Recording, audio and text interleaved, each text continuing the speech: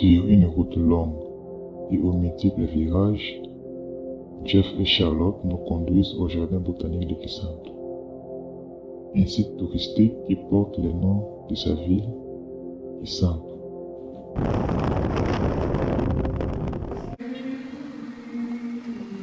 Terminée en 1936, l'une des plus anciennes cathédrales de la République démocratique du Congo, Notre-Dame des Sept Douleurs est le premier patrimoine touristique qui accueille les touristes venus visiter la ville de Kisantu. Construite avec une architecture très ancienne, elle offre aux touristes et pèlerins une sensation d'admiration et de recueillement.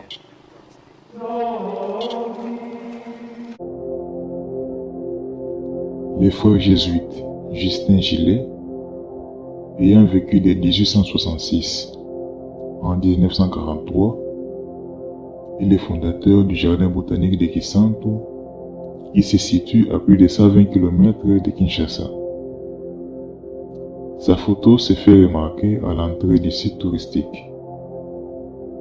À l'entrée également sont affichés les différents tarifs donnant accès au site. Le jardin compte plus de 2000 espèces végétales provenant de diverses régions tropicales du monde entier et s'étend sur une superficie de 225 hectares. Il est l'un des plus grands jardins botaniques de l'Afrique centrale.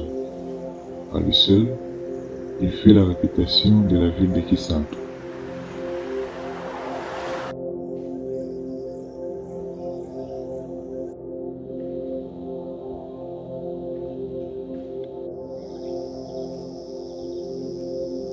En parcourant l'intérieur du site, nous y voyons des constructions quasi détruites qui datent de l'époque coloniale et des ouvriers qui entretiennent les sites.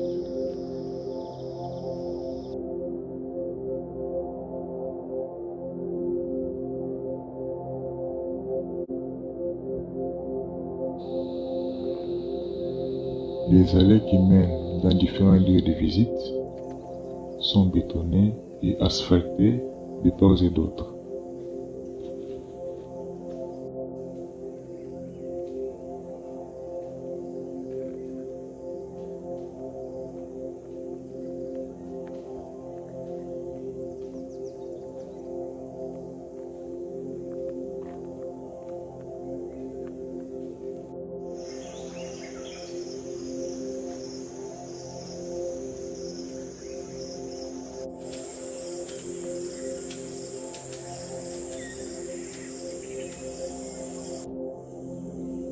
Sur chaque arbre du jardin, on trouve mentionné sur une plaque le nom scientifique de ces arbres, les origines de ces derniers, ainsi que leurs années.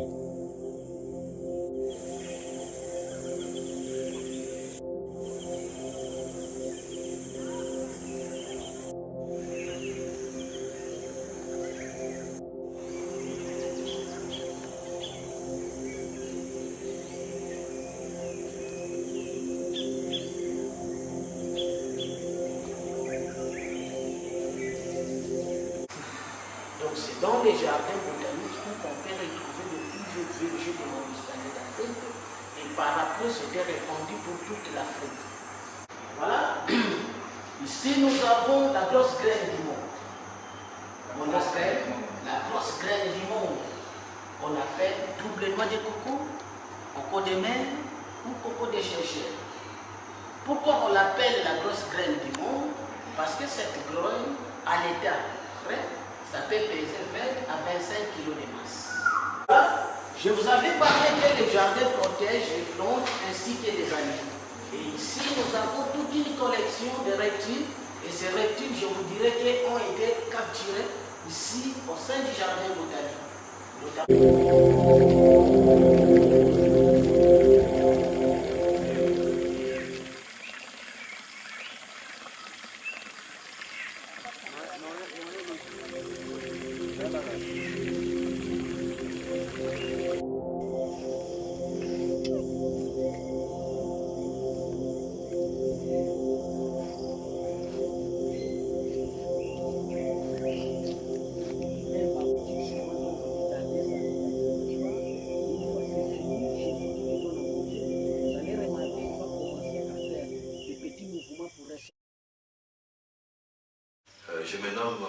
Erickson Malue Kitoko. Je suis le directeur chef des sites du Jardin botanique de Kisanto. Le Jardin botanique de Kisanto a été créé en 1900 par les frères Justin Julet. À l'époque, qu'est-ce qui a fait qu'ils puissent avoir l'idée de la création de ce jardin en 1900? C'était pour répondre à une préoccupation. D'abord au niveau de la mission, et il venait de l'Europe, au niveau de la mission. Le jardin botanique de Kisanto est géré par l'Institut pour la conservation de la nature. Au début, vers 1908, parce que là, il faut le dire, la parcelle était cadastrée. Et les certificats d'enregistrement étaient donnés par, à l'époque, la capitale c'était Boma, en 1908. En 1932, Kinshasa était déjà là. On a pu avoir les certificats d'enregistrement. En ce qui concerne l'organisation, l'organigramme de ces sites, nous avons la collection des plantes en tête, la production végétale, l'éducation environnementale, administration et finances, et puis la logistique. Donc nous avons 5 programmes. Mais en dessous de ça, nous avons aussi des équipes ou des sections animées par des chargés de ces sections-là. Donc d'une façon générale, c'est ça l'organigramme du jardin botanique de Kisanto. Ce que nous devons savoir, c'est le point de vue écotourisme ou écotourisme.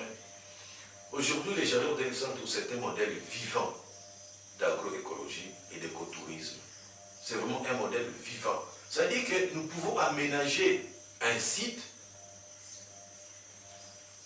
et puis atteindre ces modèles d'agroécologie et d'écotourisme. C'est possible. Ici, je ne parle pas des aires protégées dont la conservation est intégrale. Mais il y a la possibilité, comme modèle, et ce modèle peut inspirer, peut être dupliqué. Quand vous voyez les jardins, vous voyez des gros arbres. Maintenant, au Congo central, c'est difficile de trouver des gros arbres comme on les trouve aujourd'hui au jardin botanique centre. C'est-à-dire que c'est possible.